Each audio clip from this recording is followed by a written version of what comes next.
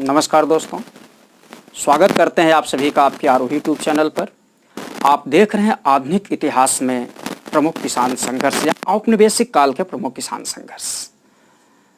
आप एक मैप देख रहे हैं। इस मैप में 10-15 किसान संघर्षों का नाम दिया गया है जो विविध परीक्षाओं के दृष्टिकोण से अतिशय महत्वपूर्ण हो, चाहे प्रारंभिक परीक्षा हो चाहे मुख्य परीक्षा हो। किंतु यहाँ हम प्रारंभिक परीक्षा के दृष्टिकोण से बात करेंगे।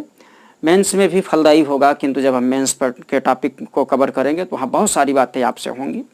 लेकिन उससे पहले जो हमारे इस चैनल पर हमारे नए व्यूअर होंगे, प्लीज़ हमारे इस चैनल को सब्सक्राइब कर लेंगे, बेल आइकन ऑल पर प्रेस करिएगा ताकि सारी सूचना सबसे पहले आप तक ही पहुँचे।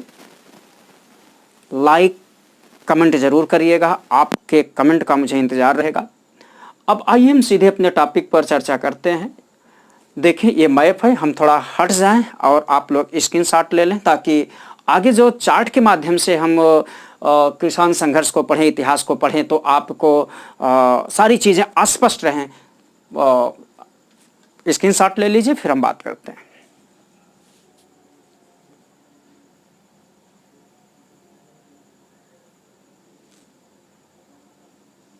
चलिए आइए देखते हैं। ये जो मैप दिया गया है, इस मैप में कुछ स्टेट दिए गए हैं और उन स्टेटों के किसान आंदोलनों का नाम दिया गया है। आइए हम एक एक पर चर्चा करते हैं। बिहार आपको दिख रहा है। बिहार में 2-3 प्रमुख किसान संघर्ष हुए हैं, जिसमें आप चंपारण सत्याग्रह को लेते हैं। चंपारण सत्याग्रह मोस्ट इंपॉर्टेंट किसान आंदोलन है, गांधी जी द्वारा सबसे पहले चलाया गया है। भारत में आंदोलन है, किसान आंदोलन भी है और अन्य आंदोलनों भी गांधी जी के द्वारा सबसे पहला सत्याग्रह है। इस दृष्टिकोण से चूंकि गांधी जी द्वारा सबसे पहला सत्याग्रह है, इसीलिए सबसे पहले आपसे पूछा जाता है। यहाँ पूछा जाता है चंपारण सत्याग्रह, इसका टाइम ड्यूरेशन पूछा जाता है। इसके अतिरिक्त आपने देखा चंपारण सत्याग्रह 1917 में कहाँ, बिहार में, ठीक है। फिर इसके अतिरिक्त आपसे और पूछे जाते हैं चंपारण सत्याग्रह करने के लिए महात्मा गांधी को किसने मोटिवेट किया था या किसने कब कहां से बुलाया हुआ था। इन सब पर हम चर्चा करेंगे, चार्ट में पढ़ाएंगे। वैसे आप जानते हैं 1916 के कांग्रेस के अधिवेशन जब लखनऊ में बुलाया गया था, अंबिका चरण मजूमदार थे उसके अध्यक्ष, तो वहाँ राजकुमार शुक्ल आए हुए थे बिहार से और बिहार के लोगों के स्थिति के बारे में उन्होंने बताया। तो चंपारण सत्याग्रह नील की तिकटिया खेती पर आधारित था। इनमें हम विशेष चर्चा वहाँ करेंगे क्योंकि वीडियो बड़ा होता जाएगा। यहाँ मेरा एक ही उद्देश्य है, यहाँ केवल टाइम और ड्यूरेशन बताना और विद्रोह बताना, उनके प्रमुख नेता का नाम लेना और उस स्टेट को बताना, चूंकि आपसे जो विशेष करके पूछे जाते उन्हीं को यहाँ दिया गया है। फिर उसके बाद यहाँ आप देख रहे हैं एक बाकास्त संघर्ष है। हम स्टेट वाइज चल रहे हैं। बाकास्त संघर्ष है, जैसे बाकास्त का अभिप्राय है बा बराबर नियम, ध्यान दें, नियम और कास्त बराबर खेती। जो खेती नियमबद्ध हो उसे बाकास्त कहा जाता है। बाकास्त किसान आंदोलन अर्थात काश्तकारी के जो नियम थे उस पर नियम कायदे पर ये आंदोलन किए गए थे। उस समय जब 1946 से लेकर 50 के बीच में बाकास्त आंदोलन चलाया गया था बिहार में। हम एक फिर कह रहे हैं, एक एक स्टेट को कवर कर रहे हैं, क्रम वाइज नहीं देख रहे हैं, आप एक एक स्टेट को कवर कर रहे हैं। इसको 2-3 तरीके से पढ़ सकते हैं, किंतु जब हम चार्ट में पढ़ेंगे तो हर किसान आंदोलन को हम एक क्रम से पढ़ेंगे, लेकिन हम स्टेट वाइज समझने का प्रयास कर रहे हैं। तो हम फिर चलते हैं। तो 1946 से लेकर 50 के बीच में बाकास्त किसान आंदोलन बिहार में चलाया गया। बाकास्त मतलब नियमबद्ध खेती के बारे में बात की गई। उन दिनों यहाँ बिहार में खेती की 3 पद्धतियाँ थी या भूमि जोतने की 3 पद्धतियाँ थी। एक बाकास्त था, दूसरा जिनसी था, और इस प्रकार से ये जो तीनों पद्धतियाँ थीं और इन्हीं तीनों पद्धतियों के माध्यम से खेती की जाती थी। यहाँ कोई निश्चित नियम नहीं था खेती का, ध्यान रखिएगा। इसमें बाकास्त का मतलब समय समय पर अपना नियम निर्धारित करते थे, तो इसीलिए यहाँ संघर्ष होता था कि आप नियमबद्ध खेती कराएं, नियमबद्ध वसूली करवाएं, इसलिए यहाँ हुआ था। उसके बाद यहाँ ताना भगत आंदोलन चलता है जो किसानी को लेकर चलता था 1914 में, प्रथम विश्व युद्ध के दौरान। फिर उसके बाद बिहार के बाद हम बंगाल आते हैं। बंगाल में सबसे पहली बार देखा जाए अगर किसान आंदोलन की बात करते हैं तो बंगाल में एक रंगपुर ढींग विद्रोह चलाया गया। किसानों द्वारा रंगपुर ढिंग विद्रोह चला गया। यह किसानों द्वारा सबसे पहला और सबसे बड़े पैमाने पर किसान विद्रोह है। उस समय बंगाल में एक खेती की पद्धति चलती थी जिसे इजारेदारी प्रथा कहा जाता था। इजारेदारी का प्राय होता ठेकेदारी की प्रथा, ठीक है। उसके खिलाफ यहाँ आंदोलन चलाया गया जिसका टाइम ड्यूरेशन 1783 है। इसके बाद हम आते हैं नील विद्रोह की चर्चा कर लें। नील विद्रोह मोस्ट पॉपुलर विद्रोह है ये किसानों का, और आप ऐसे भी कह सकते हैं 1857 के विद्रोह के बाद सबसे पहला बड़े पैमाने पर कृषक आंदोलन कौन किया गया, तो 1859-60 में नील विद्रोह किया गया। बंगाल के जो ये नदिया जिला है, नदिया जिला में नील विद्रोह की बात सबसे पहले की गई। और नील विद्रोह में दिगंबर विश्वास, विष्णु विश्वास, चूंकि इस पर वीडियो पढ़ ही चुका है, यहाँ टाइम ड्यूरेशन आपसे पूछेंगे। उसके बाद नील विद्रोह के दौरान 2-3-4 घटनाएं घटी हुई हैं। एक नील दर्पण की रचना की गई है, ठीक है, दीनबंधु के द्वारा। फिर उसके बाद हिंदी पैट्रियट के संपादक हरिश्चंद्र मुखर्जी ने इस आंदोलन को गति दी थी, मदद की थी। इस प्रकार से बहुत सारी बातें यहाँ की गई और जो इस प्रकार से यहाँ से प्रश्न बनेंगे। फिर पबाना विद्रोह की हम बात करते हैं। पबाना विद्रोह कहाँ, 1870 से लेकर 85 के बीच में, ध्यान रखेंगे 1870 से लेकर 85 के बीच में यह भी पश्चिमी बंगाल में चलाया गया। यह भी जमींदारी उच्च राजस्व वसूली और शोषण के लिए जो है, शोषण के खिलाफ यह विद्रोह चलाया गया था, किया गया था। ध्यान देने की जरूरत है 1780 से 1785 के बीच में इसका टाइम ड्यूरेशन है, 1770 से 85 के बीच में इसका टाइम, 1870 से 85 के बीच में इसका टाइम ड्यूरेशन है। यहाँ ध्यान देने की जरूरत है पबाना विद्रोह के बाद 1885 में बंगाल काश्तकारी अधिनियम पारित हुआ था। बंगाल काश्तकारी अधिनियम 1885 में पारित हुआ। फिर वही महाराष्ट्र में दक्कन में भी इस तरह से काश्तकारी अधिनियम पारित हुआ था 79 में। ये आपसे क्रोनोलॉजी पूछा जाता है, बंगाल काश्तकारी अधिनियम कब पारित हुआ, दक्कन काश्तकारी अधिनियम कब पारित हुआ। तो इसी के बाद एक तेभागा आंदोलन चलता है बंगाल में। आप देखें 1946 से 1950 के बीच में इसका टाइम ड्यूरेशन है।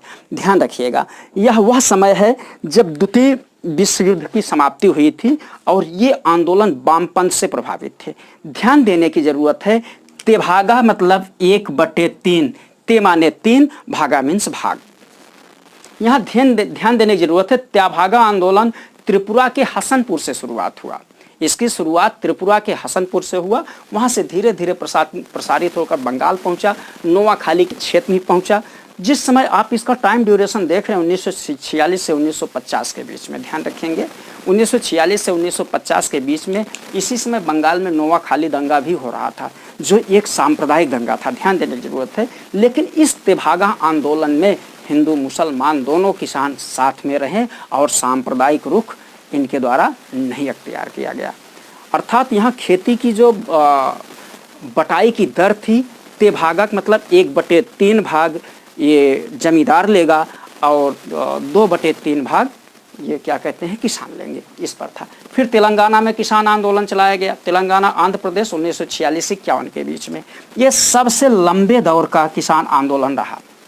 जब देश आज़ाद हो गया किसान आंदोलन भी यहाँ स्थगित कर दिया गया। यहाँ किसान आंदोलन कैसे उठा, यहाँ एक कामरेड या कमरैया उनका नाम था, एक नेता थे, कमरैया की पुलिस द्वारा हत्या कर दी जाने के बाद यहाँ किसान आंदोलन उग्र स्वरूप पकड़ लिया और जैसे ही देश आज़ाद हो गया, देश की आज़ादी के बाद यह आंदोलन स्वतः स्थगित हो गया। आपसे पूछा भी जा सकता है कौन सा ऐसा किसान आंदोलन है जो देश की आज़ादी के बाद स्वतः स्थगित हो गया था, तो आप देखें ये तेलंगाना किसान आंदोलन है।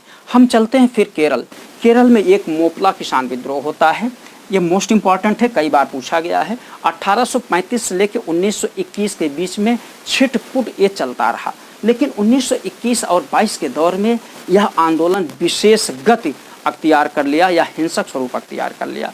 आइए थोड़ा मोपला के बारे में हम जान लेते हैं। मोपला ये जो मालाबार क्षेत्र है, मालाबार क्षेत्र में रहने वाली एक किसान जाति है। प्रश्न उठता है मोपला है कौन? मोपला अरब धन तियार धन नायर, ध्यान रखेंगे, अरब और तियार नायर, जो अरब व्यापारी थे वो तियार और नायर महिलाओं से शादी कर लिए। उनके बाद जो संतति यहाँ पैदा हुई उसको मोपला कहा गया। और यहाँ विद्रोह किसके बीच में, आंदोलन किसके खिलाफ किया गया, यहाँ एक जमींदार नंबूदरी था। नंबूदरी, ध्यान देंगे, नंबूदरी था और वह नंबूदरी हिंदू था और यहाँ जो काश्तकार थे ये मुसलमान थे। राजस्व की ऊंची गति के लिए विद्रोह हुआ था। और यहाँ एक खिलाफत आंदोलन के दौरान अली मुदलियार, ध्यान रखेंगे, अली मुदलियार नामक के एक खिलाफत के नेता थे। पुलिस उनकी गिरफ्तारी के लिए मस्जिद में गई। मस्जिद में जाने के बाद उनको गिरफ्तार कर लिया गया। गिरफ्तार करने के बाद आंदोलन उग्र स्वरूप, हिंसक स्वरूप पकड़ लिया। गांधी जी और शौकत अली ने इस आंदोलन को समर्थन भी दिया था। आइए हम देखते हैं दक्कन विद्रोह। हम दक्कन विद्रोह की बात करें तो महाराष्ट्र में पूरे पूरे अहमदनगर जिले के आसपास ये दक्कन विद्रोह किसानों को द्वारा चलाया गया। यहाँ एक थे कालूराम, ध्यान रखेंगे, कालूराम साहूकार थे और बाबा साहिब देशमुख, ध्यान रखेंगे, बाबा साहिब देशमुख। ये कालूराम साहूकार जो थे, बाबा साहिब देशमुख द्वारा, कालूराम साहूकार बाबा साहिब देशमुख की जमीनें कोर्ट कचहरी का चक्कर लगाकर फर्जी तरीके से छीन लिए। जब छीन लिए तो उसके बाद यहाँ के जो स्थानीय किसान थे सबने मिलकर कालूराम के खिलाफ आंदोलन किया। या कालूराम ही नहीं, यहाँ के जो स्थानीय जमींदार थे, ध्यान रखिएगा, जो स्थानीय जमींदार थे उन सब के खिलाफ आंदोलन किए और उनका सामाजिक बहिष्कार भी किया गया। ध्यान रखेंगे, आपसे पूछा जाएगा कि कौन सा किसान आंदोलन था जिसमें सबसे पहली बार सामाजिक बहिष्कार की बात की गई थी। वैसे देखा जाए तो भारत में 2 किसान आंदोलन हुए थे, एक दक्कन किसान विद्रोह और दूसरा एका किसान आंदोलन। ध्यान रखेंगे, एका किसान आंदोलन और अवध किसान आंदोलन। जो एका किसान आंदोलन था हरदोई, बहराइच और क्या कहते हैं इस सीतापुर के किसानों द्वारा, मदारी पासी और साहबरेज जो यादव थे, इनके द्वारा निम्न जात के लोगों द्वारा चलाया गया। यहाँ भी उच्च जातियों का बहिष्कार किया गया, नाई धोबी छोड़े या सामाजिक बहिष्कार की बात की गई थी। तो आप देखेंगे 20वीं शताब्दी में यहाँ किया गया और 19वीं शताब्दी में यहाँ किया गया। कंफ्यूज होने की ज़रूरत नहीं है। तो जो ये दक्कन विद्रोह था 1875 में अहमदनगर जिले में चलाया गया। कालूराम इसके महाजन थे और बाबा साहेब देशमुख की जमीन हड़पी गई। और ये 1875 के बाद 1879 में, ठीक है, महाराष्ट्र काश्तकारी अधिनियम बनाया गया। और महाराष्ट्र काश्तकारी अधिनियम द्वारा जो ये दोषपूर्ण बातें यहाँ की गई हैं उन दोषों को रद्द कर दिया गया। तो आपसे क्या पूछा जाएगा, तो जो आपने देखा भी बंगाल काश्तकारी अधिनियम 1885 और महाराष्ट्र काश्तकारी अधिनियम 1879, इनका क्रोनोलॉजी पूछा जाता है, इन्हें कूट मिलाने के लिए पूछा जाता है। तो इस पर आप ध्यान रखेंगे। आइए इसके बाद हम चलते हैं गुजरात चलते हैं। जैसे हमने कहा कि हम क्षेत्र वाइज अध्ययन करेंगे। गुजरात चलें। गुजरात में देखा जाए तो 2 बड़े किसान आंदोलन हुए हैं जो प्रायः आपसे पूछे जाते हैं। ये खेड़ा सत्याग्रह हुआ। खेड़ा सत्याग्रह 22 मार्च, ध्यान रखेंगे, 22 मार्च 1918 को गांधी जी द्वारा यहाँ चलाया गया है, ठीक है, राजस्व की दर को लेकर। और बारदोली सत्याग्रह भी जो है 1928 में सरदार वल्लभ भाई पटेल के नेतृत्व में चलाया गया। ये भी आपसे पूछा जाता है, कहाँ बारदोली सत्याग्रह, कहाँ गुजरात में 1928 में, किसके द्वारा, सरदार पटेल के नेतृत्व में चलाया गया। उच्च राजस्व दर वसूली के संदर्भ में शेष बातें जब हम इसको विस्तृत तरीके से पढ़ाएंगे तो वहाँ हम इस पर चर्चा करेंगे। और सबसे खास बात यह है कि इसी आंदोलन के दौरान, बारदोली सत्याग्रह के दौरान ही, ठीक है, सरदार वल्लभ भाई पटेल को महिलाओं द्वारा सरदार की उपाधि दी गई। महिलाओं की तरफ से गांधी जी ने सरदार वल्लभ भाई पटेल को सरदार की उपाधि दी थी 1826 में। शेष बातें हम जब इसको विस्तृत तरीके से पढ़ाएंगे तो हम चर्चा कर लेंगे। आइए देखते हैं अब एक और महत्वपूर्ण आंदोलन है, किसान आंदोलन है, बिजौलिया किसान आंदोलन। बिजौलिया किसान आंदोलन 1847 से लेकर 1922 के बीच में राजस्थान के बिजौलिया क्षेत्र में चलाया गया। यहाँ राजस्थान क्षेत्र के जो बिजौलिया क्षेत्र के जमींदार थे और यहाँ पर ये 84 प्रकार के टैक्स लगाते थे। ध्यान रखिएगा, 84 प्रकार के टैक्स लगाते थे। इसके बाद 5 रुपया, ध्यान रखेंगे, ₹5 हर विवाह, जब कोई कन्या का विवाह होता तो ₹5 और टैक्स लेते थे। विविध प्रकार के टैक्स लेने की वजह से इनकी राजस्व दर बढ़ती जाती थी। फलतः यहाँ पर विद्रोह प्रारंभ हो गया, किसान आंदोलन प्रारंभ हो गया, जमींदारों के खिलाफ किसान आंदोलन हुआ था। अब ध्यान देने की जरूरत यह है कि इसके प्रारंभिक नेता कौन थे। प्रारंभिक नेता इनके चारण, ध्यान रखेंगे, हम चार्ट में बताएंगे। प्रारंभिक नेताओं में देखें तो चारण एक हैं, धन ब्रह्मदेव। चारण और ब्रह्मदेव ने प्रारंभिक चरण के विद्रोह का नेतृत्व किया। फिर इसी के आगे एक भूप सिंह नाम मिलता है। भूप सिंह, जिन्हें विजय सिंह पथिक के नाम से भी जाना जाता है। विजय सिंह पथिक, फिर बाद में जमनालाल बजाज वगैरह भी इस आंदोलन को गति दिए। तो चारण, ब्रह्मदेव और भूप सिंह। भूप सिंह कौन थे? रास बिहारी बोस और सचिन दास सान्याल, इन दोनों लोगों ने भूप सिंह को बिजौलिया क्षेत्र के आंदोलन को गति प्रदान करने के लिए, नेतृत्व देने के लिए भेजा था। तो वहां से गए भूप सिंह, फिर अपना छद्म नाम विजय सिंह पथिक रखकर यहाँ आंदोलन को संभाला। इस प्रकार से औपनिवेशिक काल में प्रमुख किसान संघर्ष की हमने चर्चा आपसे की, सारी बातें हो गई, इनको हम चार्ट में अंदर पढ़ाएंगे, ठीक है। तो जब आगे हम चार्ट देखेंगे तो वहाँ एक एक बारीकियों पर चर्चा करेंगे। आप एक बार फिर देखें, आप इस प्रकार से रटेंगे स्टेट वाइज देखेंगे किस आंदोलन का नेतृत्व किसने किया, कौन सा आंदोलन कहाँ पर हुआ था, किस क्षेत्र में हुआ था, किस कारण से हुआ था, आपने इन सबको देखा। इसके बाद अब आप एक चार्ट के स्वरूप में देखेंगे जिसमें एक एक आंदोलन के बारे में बड़ी बारीकी से हम चर्चा करेंगे, जो आपके प्रारंभिक परीक्षा के दृष्टिकोण से महत्वपूर्ण होंगे। तब तक आप इनको देखें। मुझे जाने की इजाज़त दीजिए। नमस्कार, धन्यवाद।